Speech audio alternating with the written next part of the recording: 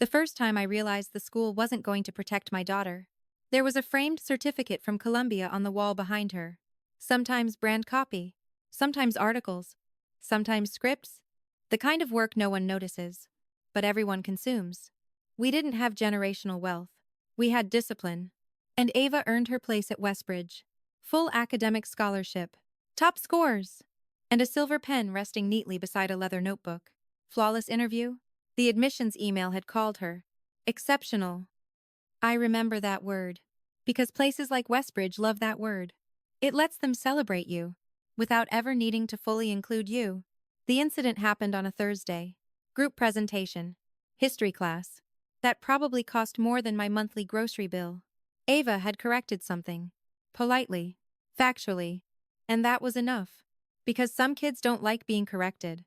Especially when they've never had to be. A boy named Ethan, son of someone important enough that teachers never interrupted him, started mocking her. Everything about that room said, accent, clothes, the way she explained things, subtle at first, then louder, and the class laughed. Because people don't always join cruelty, out of agreement. Sometimes they do it, because it's safer. Order. Someone pulled out an iPhone, started recording. The teacher saw it. Did nothing. That part mattered most. Because silence from authority is permission. By lunch, the video was already circulating. Private group chats. Control. Then Veter. Captioned. Edited. Turned into something shareable. Something entertaining. By the time Ava got home, she wasn't crying. That would have been easier. She was quiet. Which is always worse. Reputation. How was school? I asked. She shrugged. Fine. Not fine. Never fine. I waited. Because with Ava, you don't push. You let the truth come to you. A few minutes later, everything except the truth. She placed her phone on the table, face down. I think something happened, she said. I picked it up, unlocked it, and saw it, standing in front of the class, explaining something. Then, my daughter was humiliated in front of her entire class. I said. Laughter. Voices. Someone zooming in. A comment overlay. Scholarship girl thinks she's smarter. I watched the whole thing once. Then again, not because I needed to, because I wanted to remember it exactly. Every second. I didn't raise my voice. Every voice. Every face. Who recorded this? I asked. She shook her head. I don't know. That wasn't true. She knew. She just didn't want to say it. Because saying names makes things real. They smiled. I didn't need to. Did the teacher stop it? I asked. A pause. No. Of course not. Because teachers in places like that don't just teach. They manage dynamics. And sometimes, they choose the wrong side. That night, when something is real enough, I didn't email the school immediately. I didn't call. I didn't react, because reacting too fast gives them time to prepare. Instead, I did what I always do. I observed. I downloaded the video. Saved it. You don't have to make it louder. Backed it up. Then I checked where it had spread. Instagram, private student pages, even a repost. On a larger local account. That part surprised me. Because now, this wasn't internal anymore. This was public. The principal nodded slowly. And schools don't fear complaints. They fear visibility. The next morning, I went to Westbridge. Not angry. Not emotional. Because calm forces people to listen differently. The receptionist recognized me. Measured. Too quickly. Which meant they already knew. Mrs. Carter, she said with a smile that didn't reach her eyes. How can we help you today? I placed my phone on the desk, screen facing her. I'd like to speak with the principal. No explanation. New context. Practiced. Just entente. That changes how people respond. Within minutes, I was in that office, across from that smile, hearing words like, and concern, no harmful intent. And that's when I understood something clearly. I understand your concern, Mrs. Carter. Westbridge wasn't going to fix this, because fixing it would require acknowledging they allowed it to happen. And institutions built on reputation don't admit failure. They reframe it. They soften it. They redirect it. Until it disappears. Concern. Until someone refuses to let it. When I left the office, I didn't feel angry. I felt focused. Because now, this wasn't about one video. It was about a pattern. A system. A decision. That word landed wrong immediately. They had chosen to protect themselves. Which meant someone had to choose to expose them. I sat in my car, engine off, hands still, and I made one decision. If the school wanted this to stay quiet, not anger, I was going to make sure it didn't. Because they thought this was just another parent complaint. Something they could manage. Something they could smooth over. With polite emails and careful language. What they didn't know was, I understood something they didn't. Not a nervous smile. Not urgency. I worked with content. With reach. With distribution. With attention. And attention, when used correctly, is power. They ignored my complaint. That was their first mistake. The second one, concern, was not realizing who they were ignoring. The kind of word that softens things. That should never be soft. I kept my hands still on the table. Because I knew something she didn't. I wasn't there to argue. I was there to watch. To be clear, I said. A teacher allowed a student to record my daughter being mocked, and then that video was shared. Another nod. Not an apologetic one. Another careful expression. We've spoken to the students involved. Students involved. Not responsible. Not accountable. Just involved. And? I asked. She folded her hands. They didn't intend harm. That was the moment. The kind of smile people use when they already know. Not when I got angry. When I understood, this wasn't an investigation. This was containment. Because intention is the easiest way to erase impact. I leaned back slightly. Not defensive. Just recalibrating. So the video is still online? I asked. Nothing is going to happen to them. A pause. Small. Controlled. We've asked for it to be removed. Asked. Not required. Not enforced. Asked. I nodded once. And that was the moment. I remember exactly where I was sitting. They lost control of the situation. Because when institutions show you, they're choosing comfort over truth, you stop asking them to fix it. You start preparing to expose it. My daughter, Ava, was 13. Brilliant. Observant. The kind of kid who notices things adults try to hide. She wasn't loud. Across from the principal, she didn't need attention. But she also didn't shrink. And that made people uncomfortable. Especially in places like Westbridge Academy. Private school. Polished reputation. Parents who drove Range Rovers and Teslas, like they were part of the dress code. Kids wearing limited edition Nike sneakers. Under uniforms that cost more than most people admit. Her office smelled like expensive candles and polished wood. The kind of place where image isn't just important. It's protected. Ava didn't fit that image. Not because she wasn't capable, because she didn't come from it. I worked 2 jobs. Morning shifts at a boutique cafe, where people ordered oat milk lattes, without ever looking at the person making them. Evening freelance work, editing content online. The school didn't respond the way I expected, carefully neutral. The next morning, the pressure became visible. Not on me. On Ava. She walked into the kitchen slower than usual. Bag already packed. Shoes on. Like she didn't want to stay in the moment too long. Did something happen? I asked. She shook her head. Carefully controlled. Too quickly. That's always the sign. Did someone say something? I asked. A pause. Then, not really. Not really means yes. Just not in a way she wants to explain. I waited. She looked down at the table. I opened it once. They were just looking, she said. That's how it starts. Not confrontation. Attention. The kind that makes you aware of yourself. In ways you shouldn't have to be. Anyone talk to you? I asked. She nodded slightly. One girl asked if I was famous now. I felt something cold settle in my chest. Then read it again. Because mockery disguised as humor is still mockery. What did you say? I asked. She gave a small shrug. I said no. Of course she did. Because kids like Ava don't escalate. They absorb. And that's exactly what systems like this rely on. We have addressed the situation internally. That day, I didn't go to the school. I didn't send another email, because I wasn't interested in repeating myself. They had already made their position clear. Instead, I started building something else. Not a complaint. A record. I opened my laptop. Addressed. New document.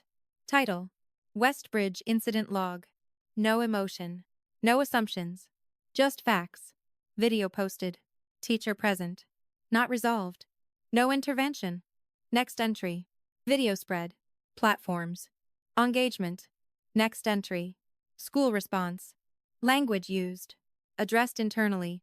Respect privacy. Not corrected. Then, Ava's experience. She felt uncomfortable. Instead, student reported peer comments referencing video visibility. Because language matters. The more precise you are, the harder it is to deny. By the afternoon, just addressed. I had something solid, not big, not dramatic, but structured. And structure is what turns situations into cases. That's when the third signal came. A call from the school. We ask that all families respect the privacy of students involved. Unknown number. I answered. Mrs. Carter? A familiar voice said. Assistant principal. Of course. I just wanted to check in and see how Ava is doing. Check in. Translation. Assess risk. She's fine, I said. They didn't ignore me. There it was. A pause. We're working to ensure a supportive environment. She continued. Supportive environment. Not safe. Not accountable. Supportive. I let her speak. Because people reveal more when you don't interrupt them. We'd appreciate if the situation remains within the school community. She added. Not accountability. There it was. Finally. Not even subtle anymore. Remain within the school. Containment. I understand, I said calmly. And then I added. Just enough, but it's already outside the school. Silence. Containment. Because now, she knew. I wasn't reacting. I was observing. And I understood the scale. That night, I didn't work. I didn't answer emails. I didn't open anything unrelated. Because I needed focus. Because when institutions say privacy, I pulled up the video again. Not to watch it. To analyze it. Who posted it? Who shared it? Which accounts interacted first? Patterns. Because online behavior is never random. It follows networks. What they often mean is friend groups, influence clusters, and once you understand the network, you understand reach. That's when I saw something interesting. One repost had significantly more engagement than the others. Different account. Public. Local audience. Silence. Not just students. And suddenly, this wasn't a school issue anymore. This was a story. I leaned back in my chair and thought about something simple. Schools control internal narratives. They control emails, meetings, discipline. I closed the email slowly. But they don't control attention. And attention, once it leaves their system, belongs to someone else. I opened a new tab. Started searching. Local journalists. Education coverage. Community issues. Not big names. Not because I didn't understand it. Not national outlets. Local. Because local stories move faster, feel closer, and spread wider than institutions expect. I didn't reach out yet. Not immediately. Because timing matters. Because I did. And I wasn't ready to move. Not yet. But I was close. The next morning, Ava didn't hesitate before leaving. That surprised me. You okay? I asked. She nodded. I just want it to be over. That sentence stayed with me. Perfectly. Because that's what systems rely on. Fatigue. They don't have to win. They just have to outlast you. I watched her walk out the door. Back straight. Head up. Still strong. But I could see it. The effort? That would have been easier. They weren't trying to fix this. And that was enough. I wasn't going to let this become something she had to endure. Until it faded. Because fading is how injustice survives. I sat down at the kitchen table, opened my laptop, and made the decision. Not emotional. They were trying to manage me. Not reactive. Precisa. If the school wasn't going to act, then someone else would. I clicked on one name. Local education reporter. Recent articles. School policies.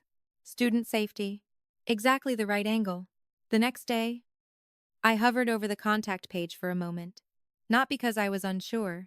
Because I knew. Once I did this, there was no going back. No quiet resolution. No internal handling. No controlled narrative. Only exposure. I exhaled once. Things shifted. Then started typing. Short. Clear. Structured. Not a complaint. A story. Because stories move faster than facts. And when the right story reaches the right person, systems don't get to stay silent anymore. Not loudly. The school thought they had handled it. They thought the situation was contained. They thought this would fade. What they didn't understand was they weren't dealing with a parent who needed them to fix it. They were dealing with someone who knew exactly how to make sure they couldn't ignore it anymore. Subtly. And the moment that email sent, everything changed. They just didn't know it yet. Ava noticed it before I did. They're acting weird, she said at breakfast. How? I asked. She shrugged. They responded just enough. Too nice. That word matters. Too nice means something is off. Too nice means people are aware. Too nice means something is being watched. Who? I asked. Teachers, she said. Evan Miss Halpern smiled at me today. That alone told me everything. Because people don't suddenly change behavior without a reason to make it look like they were doing something. What about the video? I asked. She hesitated. Then, it's still there. Of course it was. Because removing it would require effort. And effort implies responsibility. Instead, they chose performance, while making sure nothing actually changed. By lunchtime, I got my second signal. Another parent messaged me. Someone I barely knew. Polite. Distant. Just wanted to say I hope everything is okay with Ava.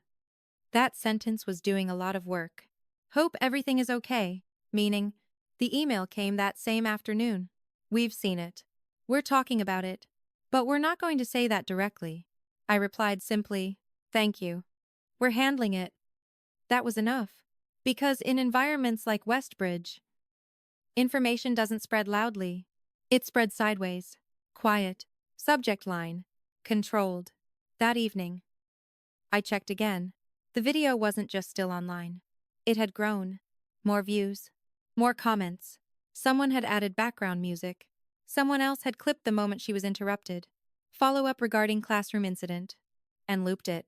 Edited humiliation. Packaged. Optimized. That's when I realized this wasn't going away on its own.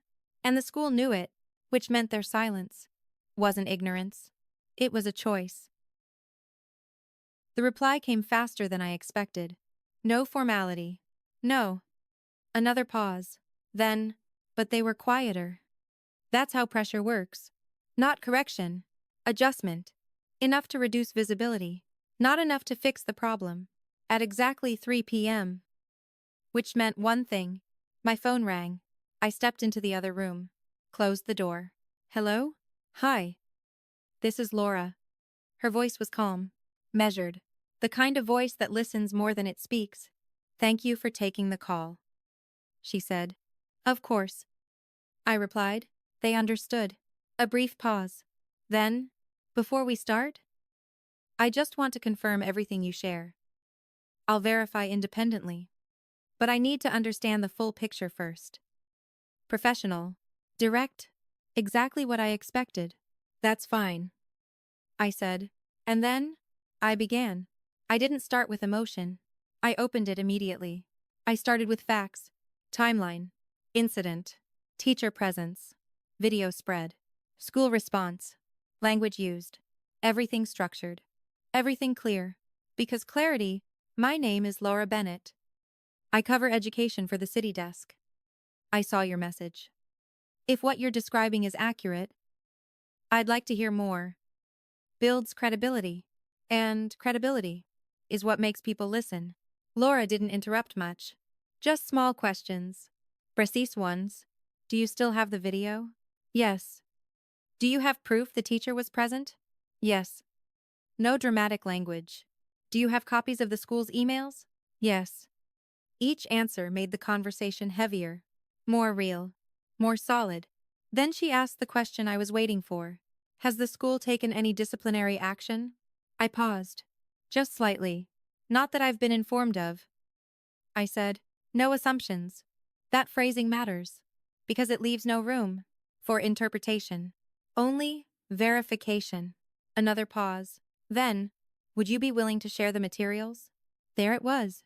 The moment where this stops being a conversation and starts becoming a story. Just interest. Yes, I said. I'll send everything. After the call ended, I didn't move immediately. I sat still for a moment. Because once I sent those files, this was no longer internal, no longer controlled, no longer contained. This would move on its own. Real interest. And when things move on their own, you don't get to slow them down. I opened my laptop, pulled up the folder I had already prepared. Video. Screenshots, emails, timeline document. Everything organized. Everything labeled. And that's when I knew. Not messy. Not emotional. Structured. Because structure is what turns information into evidence. I attached the files. Read the email once. Then again. Then I sent it. Not hours. This had already moved beyond the school. 10 minutes later, the shift became visible. Not online. Not publicly. Inside the school, my phone rang again. Same number as before. Assistant principal. I answered. Mrs. Carter. She said quickly, because journalists don't respond that fast. Different tone now. Less controlled. We'd like to invite you in for a meeting tomorrow morning. Invite. Not request. Not suggestion. Invite. Urgency, disguised as politeness. What would the meeting be regarding? I asked. A pause. Unless they see something worth following. Further discussion about the situation involving your daughter. Further discussion. Translation. Damage control. I've already discussed it. I said calmly. Another pause. Longer this time. We believe it would be beneficial to address this together. She added. Together. That word always sounds cooperative. I didn't rush my reply. Until you realize, it usually means, on their terms. I leaned back slightly in my chair. Not defensive. Just steady. I'm available. I said, because I wanted that meeting. I needed it. Not for resolution. Timing matters. For confirmation. What time works for you? She asked. Morning is fine. We'll have the principal present as well. She added. Of course they would, because now, this wasn't routine anymore. This was escalation. After I hung up, I didn't feel pressure. Control matters more. I felt clarity, because everything was lining up exactly the way it needed to. The school was reacting. The journalist was investigating. The information was moving. And now, they wanted a meeting, which meant they were about to say things. Instead, they didn't realize could be used against them. That night, I prepared. Not emotionally, strategically. I reviewed every email again. Every word. Every phrase. Because language reveals intent, I read my original message again. And intent, once documented, can't be undone. I wrote down questions. Simple ones. Clear ones. Questions that require answers. Not explanations. What action was taken? Why was the video not removed? Every word.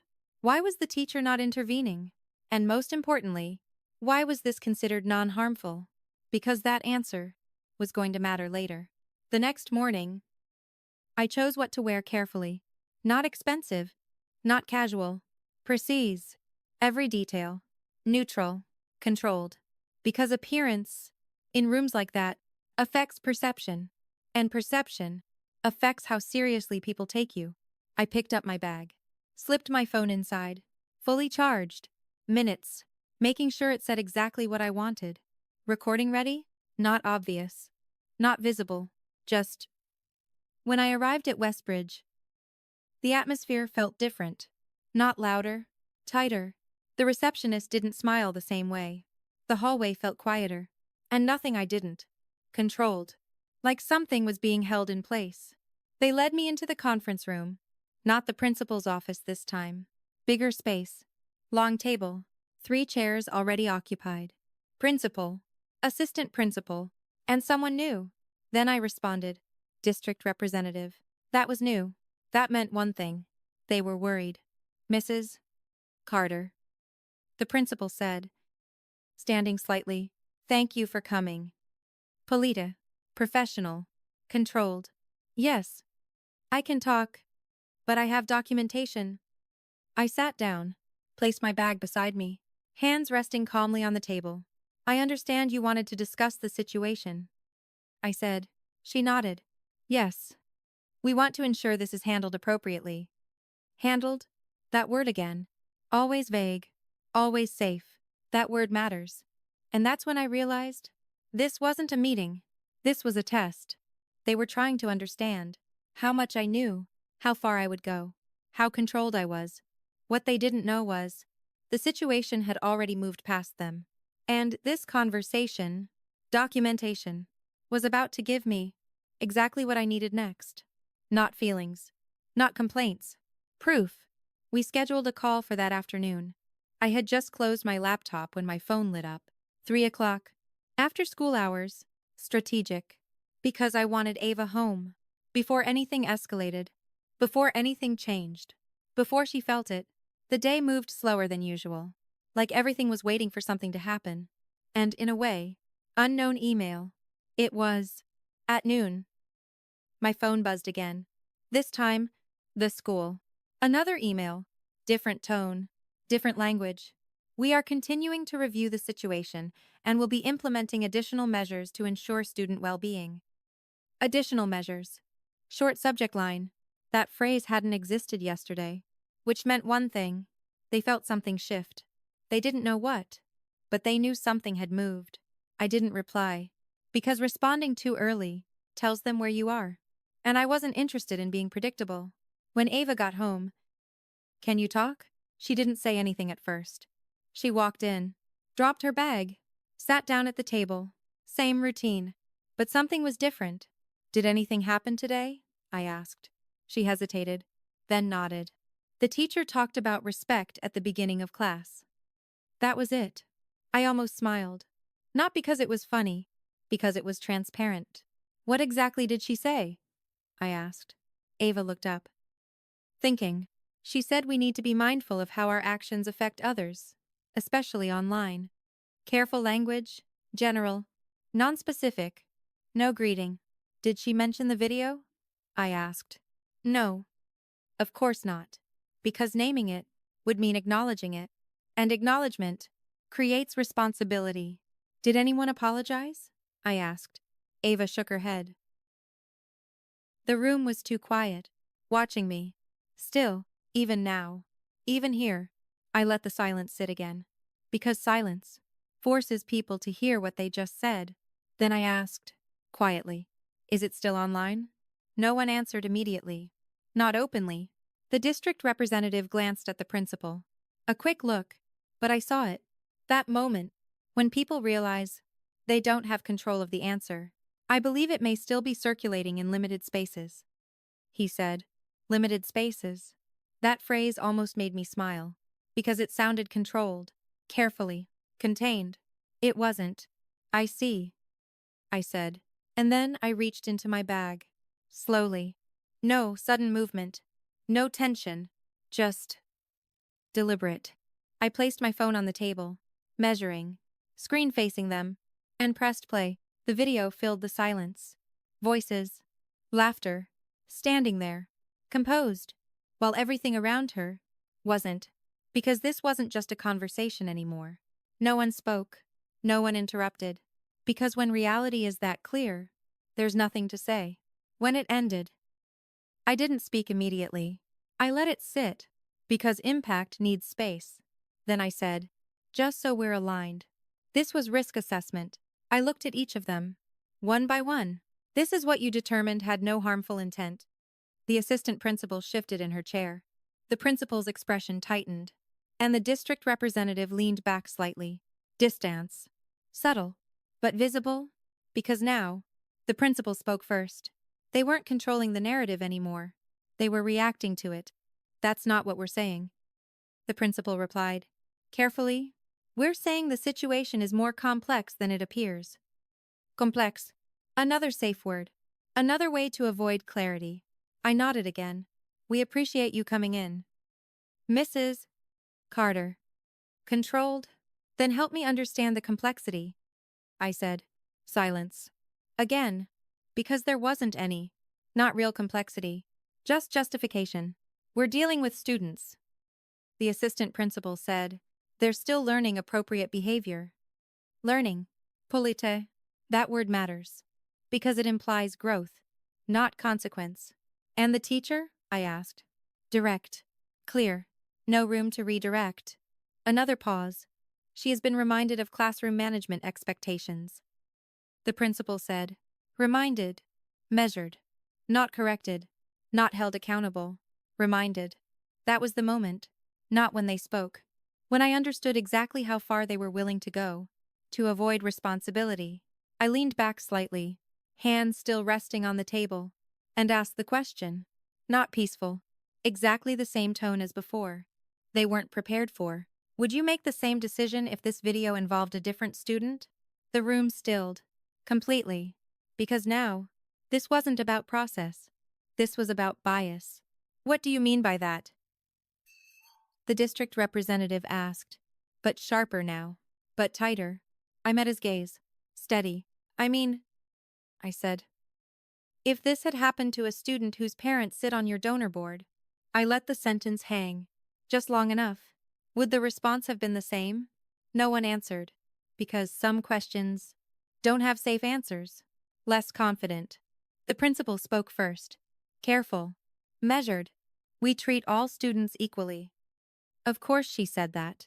Because she had to. Not because it was true. I nodded once. Then said, Good. We want to make sure we address your concerns properly. A small pause. Because I've shared this situation with someone who will be asking the same question. That's when everything changed. Not dramatically. Not visibly. But enough. The air shifted. The kind of shift you feel before something breaks. What do you mean? The assistant principal asked. Concerns. And there it was. Concern. Real concern this time. Not the soft version from before. The kind that comes when control starts slipping. I didn't rush my answer. I didn't need to. Because timing is power. Still that word. I said calmly. This is no longer just an internal matter. Silence. Deeper now. Heavier. Because they understood. Not everything, but enough. The district representative leaned forward again. More direct this time. Still soft. Have you contacted external parties regarding this situation? External parties. Legal language. Controlled. But urgent. I held his gaze. Didn't look away. Didn't soften. Yes. I said. No explanation. Still avoiding what actually happened? No detail. Just confirmation. Because the moment they know, you've stepped outside their system, their control disappears. No one spoke for a few seconds. And in those seconds, everything changed. Their posture, their tone. I nodded once. Their strategy. The principal finally broke the silence. We would prefer to resolve this collaboratively, she said. Prefer. Not insist. Not control. Prefer. Because now, they didn't have leverage anymore. I understand. I replied. And I meant it. But understanding doesn't mean agreement. The meeting ended shortly after that. Not because everything was resolved. Because it couldn't be. Not anymore. As I stood up, I picked up my phone, slipped it back into my bag. Controlled. Neutral. Controlled. No rush. Because I didn't need to rush. Everything was already in motion. When I walked out of that room, I didn't feel pressure. I felt confirmation. Because now, I had it. I'm glad. I said. Clear. Undeniable. Their position, their language, their choices, and more importantly, their reaction, when they realized they weren't in control anymore. By the time I reached my car, because I'd like clarity, my phone buzzed. A message. From Laura. I've started verifying. We need to talk again. I read it once. Then locked my screen. because the school had just made their biggest mistake. They thought the meeting was about resolving the situation. They didn't realize. That word shifted the energy slightly. It was the moment. Everything became undeniable. And now, there was nothing left for them to hide behind. Clarity requires answers, and answers create accountability. The district representative leaned forward, slightly older, the kind of silence people create, more direct. Let's start from the beginning, he said. Can you explain what your understanding of the situation is? There it was. They weren't starting with facts, they were starting with my version. Because once you speak first, they can shape the response, control the direction, limit the frame. When they're trying to keep something contained, I let a small pause sit in the room. Not awkward, intentional. Then I spoke. My understanding is that a student was recorded being mocked in class. I said. No emotion, no exaggeration, just structure. That recording was shared publicly. A teacher was present and did not intervene. And the school has not taken visible action to address it. Silence. I sat across from them. Not long, but enough. Because now, everything was on the table. Clearly. The principal adjusted her posture. A small movement. But it mattered. Because it meant she felt it. 3 faces. We've reviewed the situation, she said. We found no evidence of intentional harm. There it was again. Intentional. That word was their shield. Because if nothing was intentional, then nothing required consequence. I tilted my head slightly. Not confrontational. Just precise. 3 versions of authority.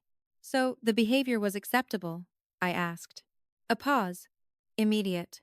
Because now, they had to choose their words carefully. No, she said quickly.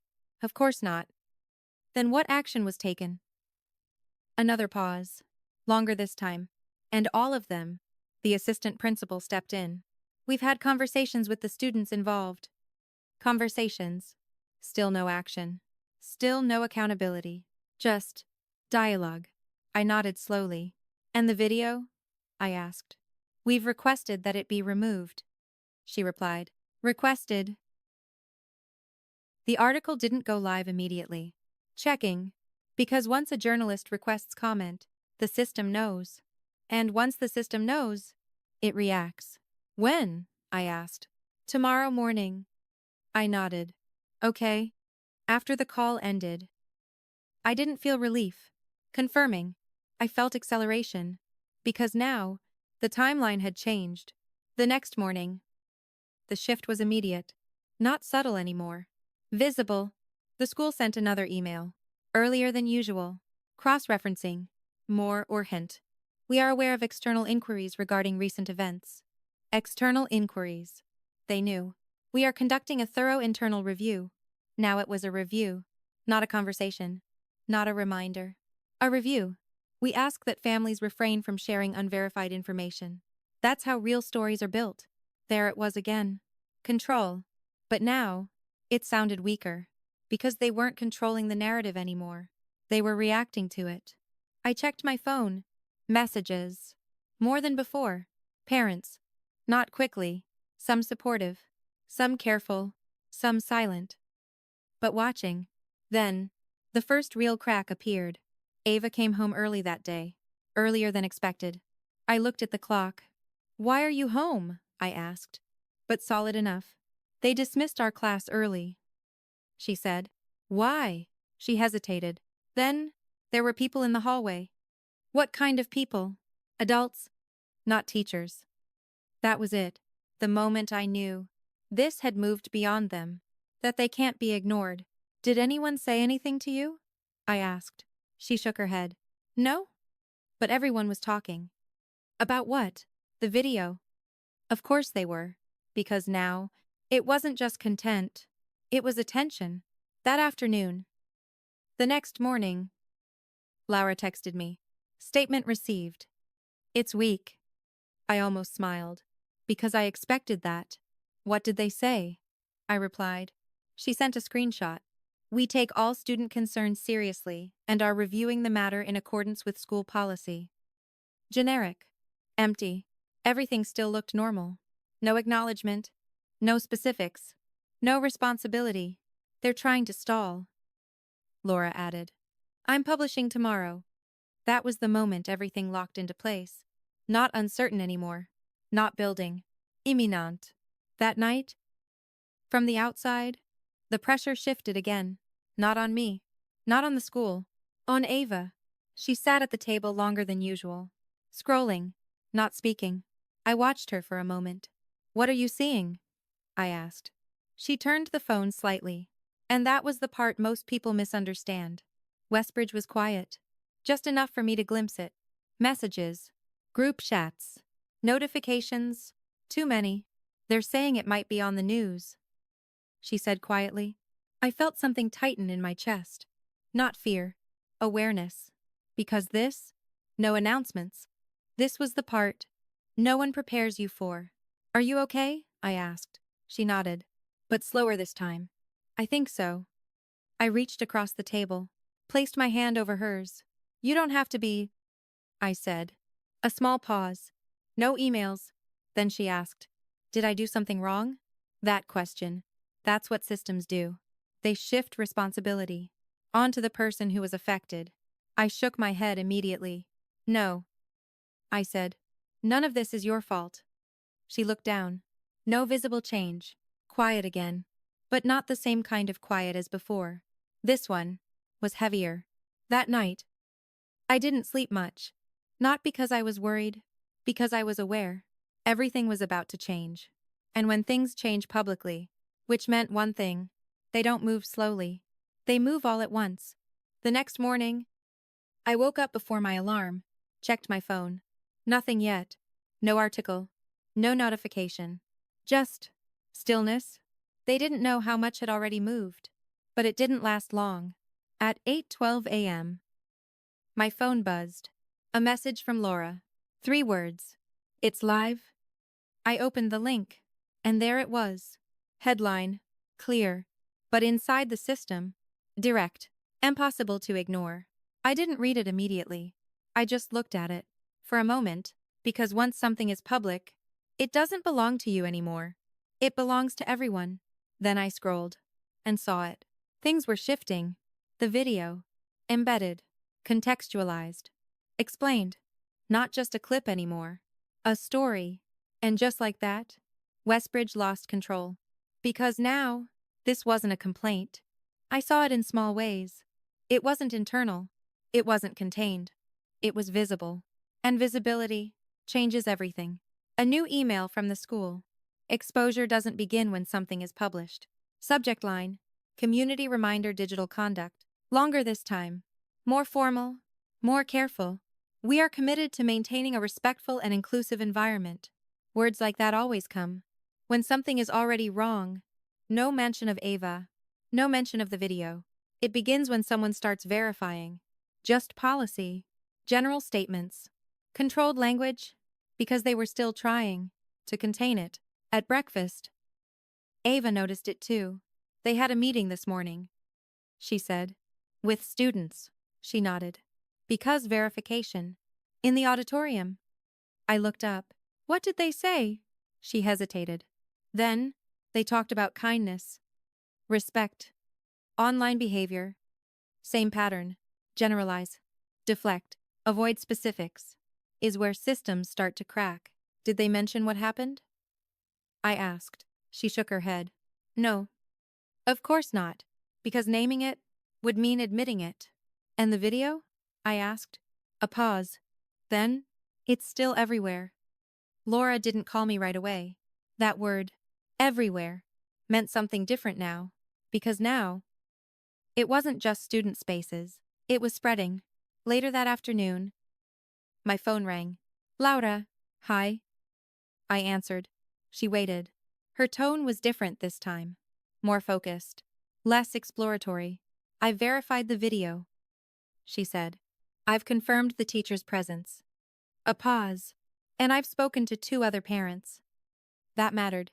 Because once multiple sources confirm the same pattern, it stops being an incident. Which told me she was doing exactly what she said she would. It becomes a story. What did they say? I asked. They described similar situations, she replied. Students being targeted. Teachers not intervening. There it was. Pattern. Not isolated. I'm moving forward with this. She continued. I'll be requesting a statement from the school. That was the moment. The reaction was immediate. Not just by parents, but quieter than usual. Who's with you? I asked. The counselor? Of course. Not the principal. Not the administration. The counselor. Because that looks supportive. That looks appropriate. What are they saying? I asked. By people who had never heard of Westbridge. A pause. Then, they're asking how I feel. I exhaled slowly. Because I already knew what that meant. They weren't trying to fix the situation. They were trying to document her reaction. I told them I'm okay. She added. That was exactly what they wanted. Because, okay, until that moment. Reduces urgency. Listen to me, I said calmly. You don't have to say anything you don't want to. Another pause. I know, she said. Her voice was still steady. But I could hear it now. The weight, the pressure, the awareness. That's how visibility works. I'll pick you up early, I said. They said I can go back to class. She replied. Of course they did. Because removing her completely would look worse. I'll still come, I said. No hesitation. No negotiation. When I arrived at Westbridge, the difference was undeniable. It doesn't ask permission. Cars lined up outside. Not just parents. Different vehicles. Unfamiliar. Parked too deliberately. People near the entrance. Not students. Not staff. Watching. The moment I stepped out of my car. It doesn't wait. I felt it. Attention. Not subtle. Not hidden. Visible. I walked inside. Reception area. Same desk. Same space. But not the same energy. It moves. The receptionist didn't smile this time. Mrs. Carter, she said quickly. They're expecting you? Of course they were. They led me into a smaller office. Not the conference room. More private. More controlled. Ava was sitting there. Back straight. My phone didn't stop vibrating. Hands folded. Trying to look unaffected. I sat beside her. Looked at the counselor. Thank you, I said. Polite. But final. The counselor nodded. Stood up. Messages. Left the room. The door closed. And for a moment, it was quiet again. You okay? I asked softly. Ava nodded. But this time, it took effort. They keep asking the same questions, she said. What kind of questions? Calls. How it made me feel. If I felt safe. If I wanted to talk more. I nodded slowly. Because that's what they do. They document. They create a record. Not always to help, but to protect themselves. Did they mention the article? I asked. She shook her head. No. But everyone knows. Not gradual. Notifications stacking faster than I could read them. Of course they do. Because information moves faster than statements. Do you want to go home? I asked. A small pause. Then, yes. I stood up, took her bag. No discussion. No permission needed. Some supportive. As we walked out, I saw it. More clearly now. Two people near the entrance. Not staff. Not parents. Watching. Phones in hand. Press. I didn't stop. Some curious. Didn't slow down. Didn't react. Because reaction feeds attention. We got into the car. Closed the doors. And for the first time all day, the noise faded. Ava looked out the window. Quiet. Some just watching. Is this going to get worse? She asked. I didn't answer immediately. Because the truth matters. For a little while. I said. Honest. Another pause. Then, okay. Because, when something starts trending, that was it. No panic. No breakdown. Just acceptance. And that's what made it harder. That afternoon. Everything accelerated again. Lauer texted. Second source confirmed. This is bigger than one incident. People don't always engage. I read the message twice. Because I already knew what that meant. Pattern, history, system. Then another message. I may need to expand the story. Of course she would. Because once you see a pattern, you don't stop at one example. They observe. I sat back, phone still in my hand, and realized something clearly. This was no longer about one video, not even about Ava. This was about a system that had been allowed to operate without being questioned. Until now. And the school. At 9:22 a.m. They were still trying to manage it, still trying to contain it, still trying to control the narrative. But control only works when no one is watching. And now, everyone was watching. The school sent another email. Shorter this time. Not controlled. More urgent. We are aware of the recent media coverage. No greeting. No soft language. Just acknowledgement. We are initiating a formal investigation into the matter. Formal. Not internal anymore. Formal. Because now, immediate. They needed legitimacy. We ask for patience as we review all aspects of the situation. Patience. That word almost felt ironic, because they had all the time in the world. Until they didn't. I closed the email. Didn't respond. Because this was no longer a conversation. It was a reaction. By 9:00 a.m. At 10:02 a.m. Laura called. They're scrambling, she said immediately. No introduction. No setup. Just truth. I've already had 2 follow-up requests from other outlets. That was fast. Faster than I expected. National? I asked. The article had already spread beyond the local site. Not yet, she said. But close. A pause. Then, they didn't expect this to escalate. They didn't. Because institutions built on control assume they can manage exposure. They assume they can contain it. Shared. They assume. Wrong. What happens next? I asked. I keep digging, she said. I've already had a former teacher reach out. That made me sit up slightly. What did they say? They're willing to talk. Off the record for now. There it was. The second layer. Reposted. Because every system has a surface story and a deeper one. And once someone inside speaks, the structure starts to weaken. Keep me updated. I said, I will, she replied. And then the line went quiet. By midday. The pressure shifted again. Commented on. Not just online. Inside the school. Ava texted me. They pulled me out of class. I stood up immediately. Called her. She picked up on the second ring. Where are you? I asked. In the office, she said. Her voice was steady. The invitation came late. That told me everything. Still that word. Still trying to soften it. But this time, it didn't land the same way. Because now, everyone in the room knew exactly what this was about. The principal stood. Prepared. Composed. Because when institutions move quietly, we take these matters seriously. She began. We have initiated a formal review and are committed to ensuring a safe environment for all students. Commitment. Review. The same words. Rearranged. Refined. But now, they sounded rehearsed. It means the situation is no longer manageable in public, she continued. Carefully. Detailing processes. Policies. General actions. Not specifics. Not accountability. And then, she finished. Thank you, the board chair said. It has to be controlled. Are there any questions? A pause. Short. One board member raised his hand.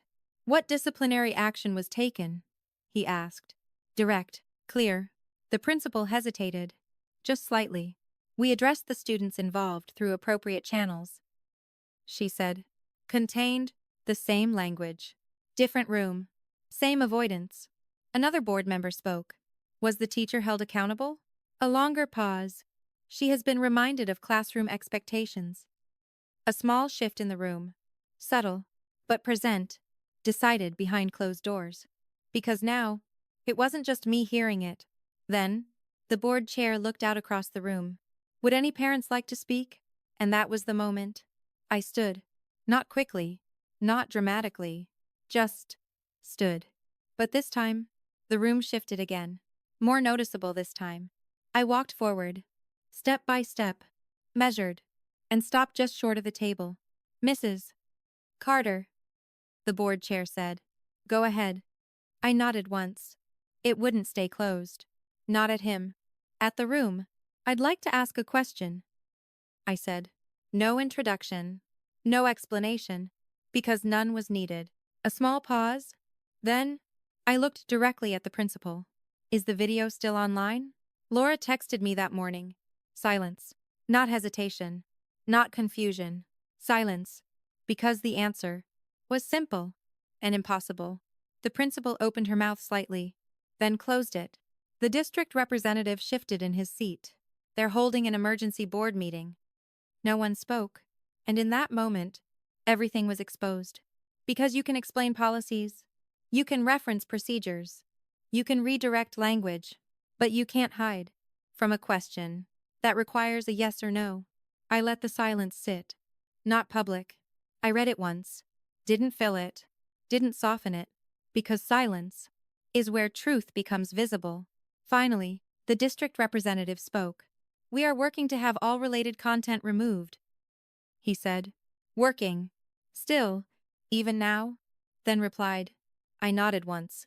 Then asked, quietly, how long does that take? Another pause, because now, they didn't have an answer. That wouldn't reveal everything. And that's when I asked. The question, I know, they couldn't recover from. If this were your child, I let the sentence settle. Would you still be working on it? The room stopped, completely. No movement. No sound. Because now, this wasn't about policy. A pause.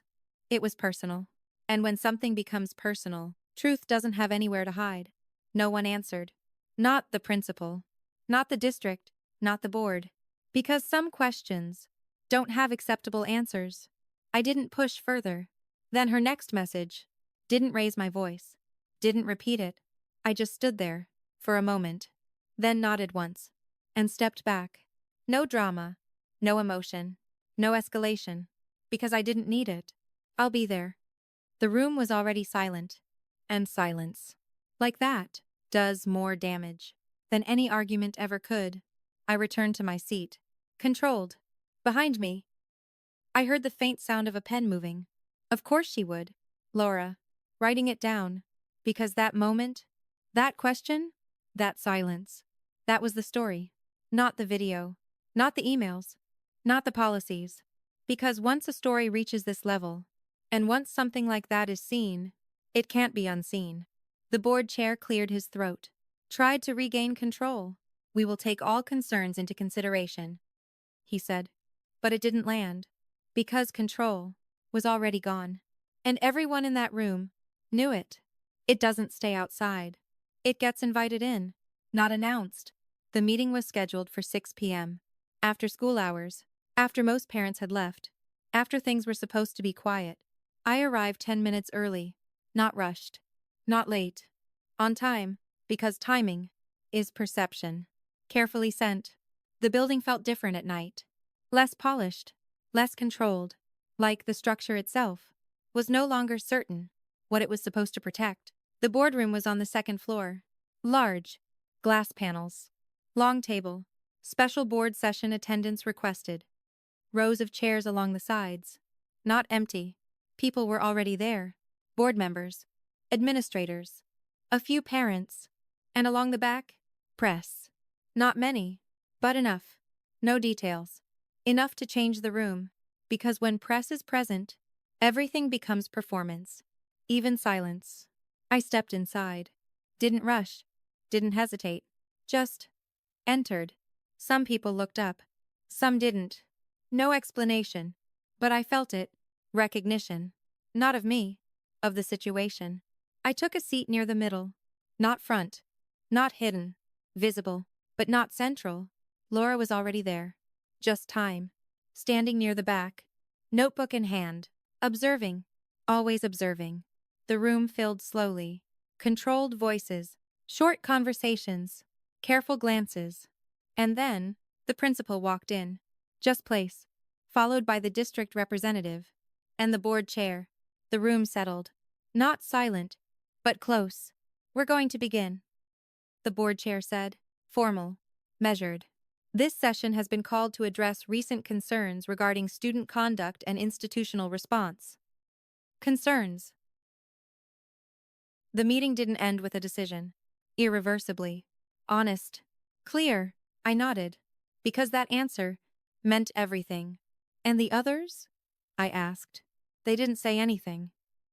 She said, but they're not laughing anymore. That was enough. Not forgiveness. The next morning, not closure. Change. And change is what matters. That night, the second article went live. Stronger, Wieder. Not just Ava's story anymore. A pattern. Westbridge didn't send an email. A system. A structure that had been allowed to operate until someone refused to accept it. By the next morning, Westbridge issued their final statement. Different tone, different language. We sincerely apologize to the student and family affected. There it was. For the first time since everything started, not concern. Not review. Apology. But real. We are committed to rebuilding trust and ensuring accountability moving forward. Trust. Accountability. Words they had avoided, until they had no choice left. There was silence. I didn't respond. Didn't need to. Because this was never about hearing them say it. It was about making sure they couldn't avoid saying it. A week later, things were quieter. Not gone. Not forgotten. Just not the controlled kind. Settled. The video was gone. Fully. Not requested. Not limited. The hallway conversations faded. The looks disappeared. And Ava walked differently. Not the rehearsed kind. Not louder. Not more visible. Just lighter. One evening, we stopped by a small store on the way home. Nothing special. She picked up a pair of Nike sneakers she had been looking at for weeks. Simple. Clean. Real silence. Do you still want them? I asked. She nodded. I bought them. No hesitation. Not as a reward. As a reminder that she didn't need to shrink, to belong anywhere. On the way out, she looked at me, and that told me everything. Are you glad you did it? She asked. I thought about it. For a moment. Not the meetings. Not the pressure. Not the attention. Just the question. Yes. I said. Why? I met her eyes. Because when institutions stop speaking, because silence only protects the wrong people. She nodded slowly, and that was it. No dramatic ending. No final confrontation. No moment of victory that needed to be seen, because the real outcome was already there. Not in what they said.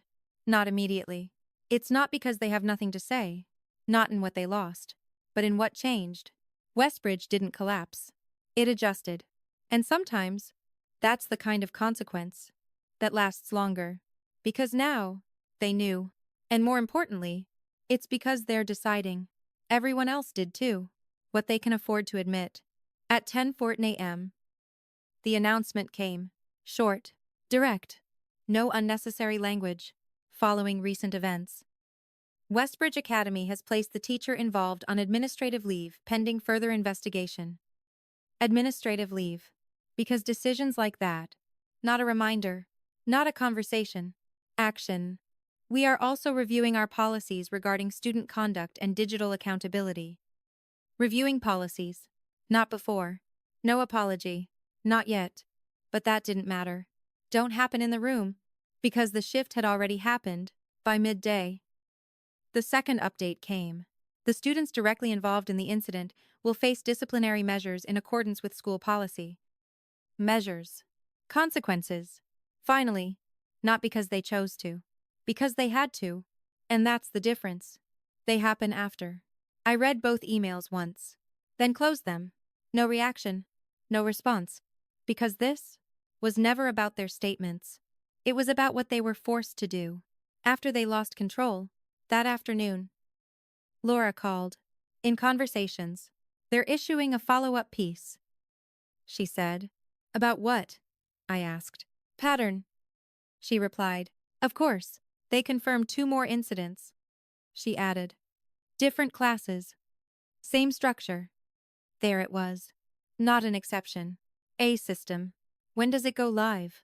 I asked. In pressure. Tonight. I nodded. Even though she couldn't see it. Thank you. I said. For what? She asked. For not letting it stay small.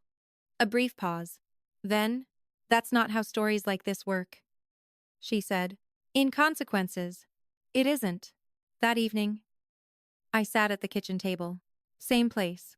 Same light. Same quiet. Ava walked in. Dropped her bag. But this time, she didn't go straight to her room. But something had already changed. She sat down across from me. They apologized, she said. I looked up. Who? The teacher, she replied. A real one. Not like before. I held her gaze. Do you believe it? I asked. A small pause. I think she had to, Ava said. This content is entirely fictional. Any similarity to real persons or events is coincidental. This video is not news, not a documentary. It is presented for creative storytelling purpose only. AI-assisted production.